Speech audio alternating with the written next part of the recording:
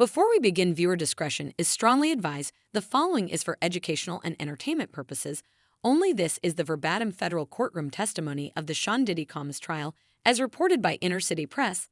The moment finally arrived after months of speculation. Court documents and mounting public pressure. Sean Meek Mill Carter stepped into the courtroom not as a mogul, not as an icon, but as a man defending himself against disturbing allegations, and as a defendant for Diddy. With Diddy's world unraveling and freak-off parties now a part of sworn testimonies, Meek Mill was dragged into the storm by association. His name was attached to rooms he denied entering, events he claimed never happened, and victims he insists he never met.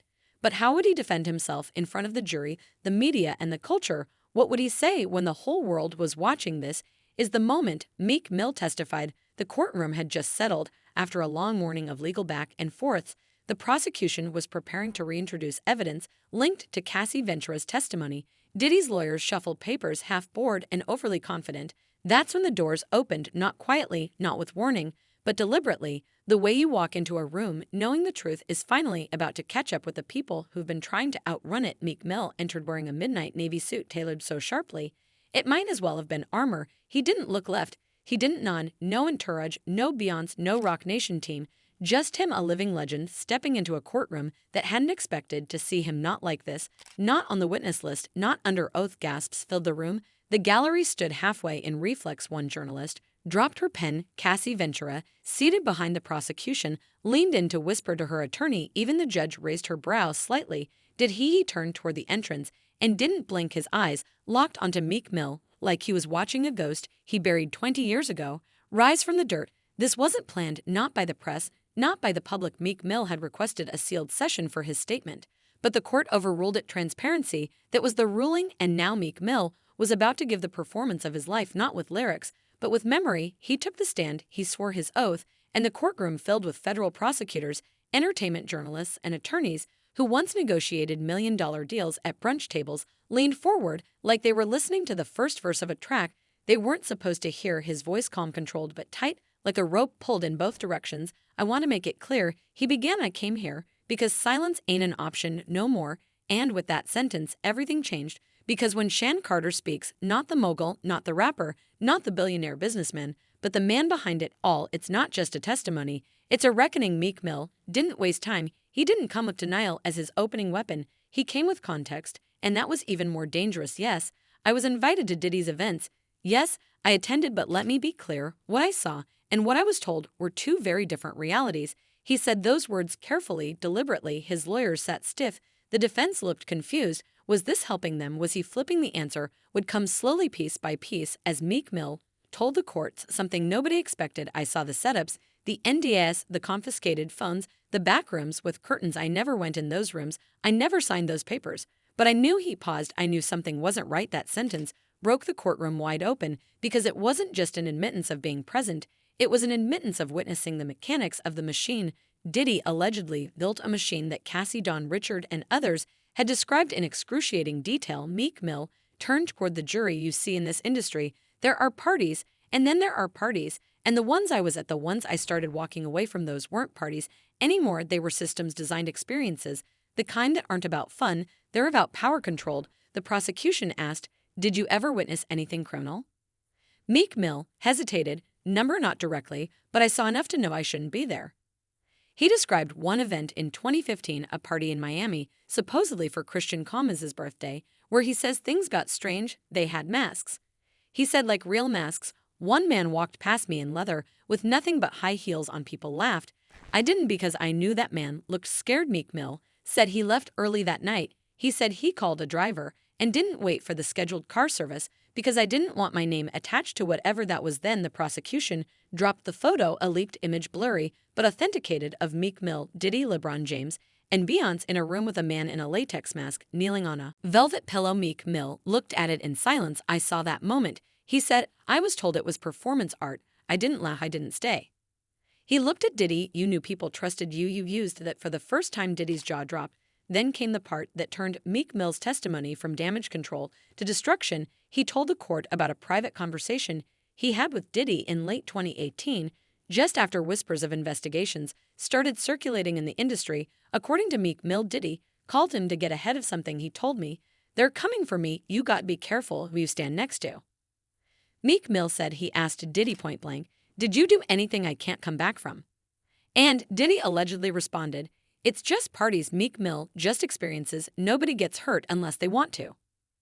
Meek Mill's voice cracked slightly. "That was the last real conversation we had. He looked at the courtroom. I stopped answering his calls." After that, Meek Mill said he began distancing himself, skipping Revolt events, pulling out of collaborations, even instructing Rock Nation reps to keep our brand away from whatever Puffs got going. Then the prosecution revealed something else: an email exchange between Meek Mill legal counsel and an anonymous party from early 2020 in which Meek Mill's team is warned that NDAs from past events might be weaponized against those who were present, even if they weren't involved. Meek Mill nodded. "I knew what that meant. They were going to use silence as a shield. I wasn't about to get caught behind it." He finished the third part of his testimony with a sentence that made headlines before the court even recessed. "He used to be my brother, but now I see who he really was and who I almost became by standing too close." The room was silent, and the fallout just beginning as Meek Mill sat forward in the witness chair, his hands folded. His voice came out strong but undeniably emotional. The courtroom had already been rattled by the allegations and rumors circling the trial, but now the weight shifted. Meek Mill wasn't just here as a celebrity being dragged into another scandal. He was a husband, a father, and a man defending everything he had built. "I need to speak about my family." He began looking directly at the jury, "because when my name gets dragged, so does theirs." The room was silent. Jurors leaned in, reporters stopped typing. Even Diddy, who had been scribbling notes on his legal pad for most of the morning, looked up. Meek Mill described the toll the accusations had taken on Beyonce and their children. "Blue Ivy's old enough to read headlines now," he said. "She came to me asking what a freak off was. That's not something a father should have to explain." He described how after the initial lawsuit named him, reporters swarmed outside their home. Paparazzi camped outside. Blue school headlines blurred fact and fiction, turning his life into a tabloid war zone. He continued, "My wife has stood by me through everything. But this was different. This wasn't business drama or career competition. This was a nuclear bomb dropped on our family, and the worst part, it was all based on a lie." He then turned to the specific claim that he and Beyonce attended the alleged Miami freak-off in 2015. Meek Mill reached into a folder and pulled out flight records. "On the night in question, we were in Paris." He said, "It was our anniversary. We stayed at Hotel Plaza on." I've included the hotel receipt, photographs, video timestamps, and multiple eyewitness accounts. "We weren't there." The prosecution reviewed the material. The judge asked the clerk to confirm the dates. Everything checked out. Meek Mill had receipts literally, but he didn't stop there. He called out the culture of clickbait and unverified gossip that had allowed these rumors to thrive. "When did we stop demanding proof?" He asked the room, when did accusation become conviction? He emphasized that his reputation wasn't just his own, it was tied to his wife's, his children's, his entire legacy. "I've spent decades building something clean, something that lifts our community, and in a single headline that gets smeared with no evidence." Beyonce was mentioned several times, but Meek Mill was careful. He didn't lean on her fame or status. He spoke of her as a mother, a woman blindsided by allegations. "She had no part in. I came here to defend truth," he said, "and to make sure no one, not even a billionaire, gets away with burying people in lies." Meek Mill's composure never cracked, but his voice took on a sharper edge as he addressed the next major claim, the infamous Miami party hosted at Gloria and Olio Estefan's mansion, where he was allegedly seen by multiple witnesses during Diddy's alleged freak-off event. "I want to be very clear," Meek Mill began. "I have never in my entire life attended a party at Gloria Estefan's house, not in Miami, not anywhere." He unfolded several documents, a timeline of his activities from that week, supported by security detail logs, transportation manifests, and charity event programs. He walked the court through every hour of the date in question. "On the night of the alleged party, I was in Los Angeles. I was attending a charity dinner hosted by the Sean Carter Foundation at the Peterson Automotive Museum." He said, "Here's my speech transcript. Here's the guest list. Here's a photograph with the mayor." The evidence was irrefutable. The court clerk displayed a screen showing the security log of the museum, which captured Meek Mill entrance and exit down to the minute. But the part that hit hardest wasn't the proof, it was the breakdown of how these rumors got started. Meek Mill called out the vague phrasing in lawsuits and the power of innuendo. "You don't need a lie to be loud," he said, "you just need it to be repeated." He explained that his name had been attached to these rumors not because of any witness, but because of a pattern of him attending Diddy's events in the past. That's what this has come to. I once went to a brunch, so now I'm complicit in everything this man's accused of. He told the jury that the media narrative had spun wildly out of control. They printed that I was seen in a place I've never been, and that one sentence turned into dozens of articles, thousands of tweets, and irreparable damage. Meek Mill's team submitted a report showing how many news outlets had repeated the same false claim. Not one reached out for comment. Not one tried to verify it. As the judge acknowledged the validity of the records, Meek Mill looked toward the prosecution and said plainly, "If you're going to drag a man into a trial this big, you better have more than gossip and guesses." The final stretch of Meek Mill testimony took a darker, surreal turn as he addressed the ocean of conspiracy theories that had swirled since Diddy's downfall. He shook his head, glanced at the jury, and said, "I've been called a lot of things in this industry, but Illuminati puppet master manipulator murderer by association, that's a new one." He acknowledged the internet frenzy, how TikTok accounts had posted deep dives connecting him to everyone from Harvey Weinstein to R. Kelly to Jeffrey Epstein. They say, "Where there's smoke, there's fire." He said, but sometimes the smoke is just fog machines and YouTube edits. Meek Mill brought up specific accusations that he was involved in Aaliyah's death, that he helped orchestrate the deaths of Michael Jackson and Tupac, that he paid off people to stay silent about Diddy's freak-offs. Not one of these has been backed by a single shred of evidence, he said, but they get repeated because itself. He then took out a printed Reddit thread, one with thousands of upvotes, speculating about his supposed inner circle with Beyonce and Diddy. He held it up. "This is what passes for journalism." Now, Meek Mill explained how the theories had begun affecting real people. "I've had family members get followed, business partners backing out, even death threats, because someone on the internet connected dots that don't exist." But then he did something unexpected. He admitted that silence may have made it worse. "I didn't speak up sooner because I thought the truth would be obvious, but maybe I underestimated how fast lies travel when they come with good production value and ominous music." He ended his statement by saying, "I'm not asking you to like me. I'm asking you to listen, to think, to demand proof, because if we don't draw the line here today, then none of us are safe from what comes next." Meek Mill sat back, his testimony complete in a courtroom where whispers had become headlines. His voice had just redrawn the battle lines. As Meek Mill finished his direct testimony and the room settled into a tense hush, the lead prosecutor stood. His name had been whispered for days, an aggressive federal litigator known for shaking even the most polished celebrities. He adjusted his glasses and looked straight at Meek Mill, who remained poised but visibly alert. "Mr. Carter," the prosecutor began, "you say you were never at Gloria Estefan's house. You've provided logs, photos, timestamps. That's all compelling." Meek Mill nodded slowly, "because it's the truth," but the prosecutor continued, pacing slightly. "You have, by your own admission, attended Diddy-hosted events in the past, high-profile ones, brunches, fundraisers, award parties." "Yes," Meek Mill said carefully, "public events, industry events, nothing like what's being described here." The prosecutor paused, then leaned in. "Did you ever witness anything inappropriate at any of those events?" Meek Mill hesitated, not for long, but enough for everyone to notice. "No," he said finally, "I saw celebrities networking, music, playing the usual, and you never saw Cassie Ventura at one of these events or any behavior that made you uncomfortable." Meek Mill jaw tightened. "Cassie was often present. She was Diddy's partner, but I never saw her in distress, and I certainly never saw the things she's described in her testimony."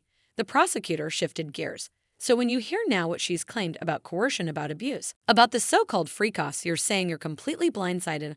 "I'm saying I didn't see it," Meek Mill replied firmly. "And if I had, I wouldn't have stayed quiet." The prosecutor nodded. "That's what Russell Simmons said too." The room gasped. Meek Mill blinked, his poker face breaking for a half-second. "Objection." Meek Mill, attorney, barked. The judge sustained it, but the implication lingered in the air. The prosecutor continued, pushing the idea that Meek Mill's proximity to Diddy gave him access to more than just music industry clout. He floated the possibility that Meek Mill knew more than he was admitting, but without direct evidence. It was all strategy. The jury watched, some skeptical, others sympathetic. Meek Mill's final response before stepping down cut through the tension. "I'm not here to protect Diddy, I'm here to protect my name. And if I was part of that world, if I even suspected it, I wouldn't be testifying. I'd be on trial." As Meek Mill stepped down from the witness stand, he adjusted his suit jacket briefly, glancing toward the gallery where Beyonce was not seated, but her absence felt present in every stare. He exited through the side door, escorted by security, but the courtroom remained buzzing. Murmurs, headshakes,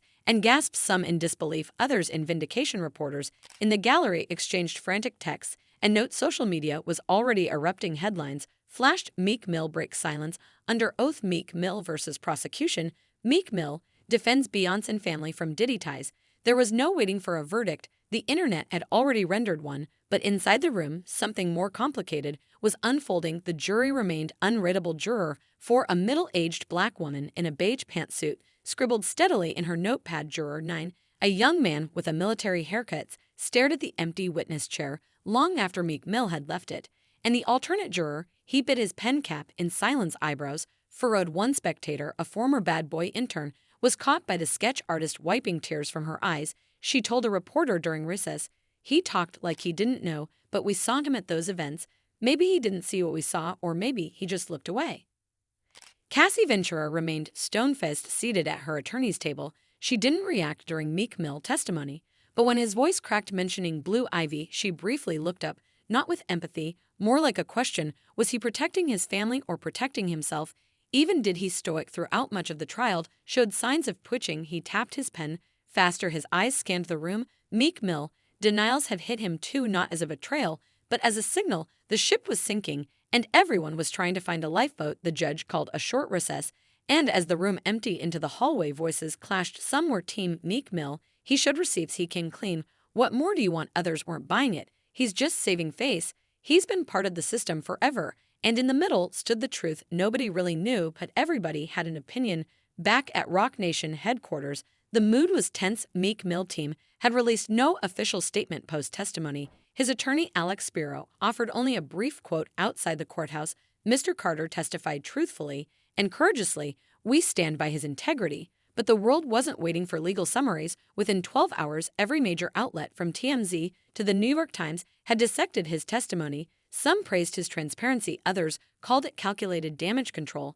Beyonce's name trended globally for 36 hours straight. Her publicist declined to comment. Fans were divided, some fiercely defending her, others questioning how deep the couple's connection to Diddy really went. Meanwhile, the prosecution was regrouping. Meek Mill hadn't shattered their case, but he had complicated it. He had humanized himself, distanced his family, and redirected the spotlight. But in doing so, he raised another issue: the industry's pattern of plausible deniability. The DA's office released a quiet statement. While Mr. Carter's testimony was significant, our investigation remains ongoing and extends beyond any one individual translation. This isn't over. And then came the wild card. 50 Cent never one to stay quiet. He posted a photo of Meek Mill on the stand with the caption, "Nice performance, but we ain't forgot them brunches, my guy." It went viral instantly. In the days that followed, other celebrities began to reappear. Alicia Keys reposted a quote about truth cutting through silence. Questlove tweeted cryptic emojis. Even Oprah posted a vague story about building from ashes. Meek Mill's reputation had taken a hit, but it hadn't collapsed. His testimony, for better or worse, marked a moment where silence was no longer an option. And in a case full of twists, one truth was clear: the courtroom wasn't just trying Diddy, it was trying an entire era of power, proximity, and protection. Meek Mill had survived the stand, but the real trial, the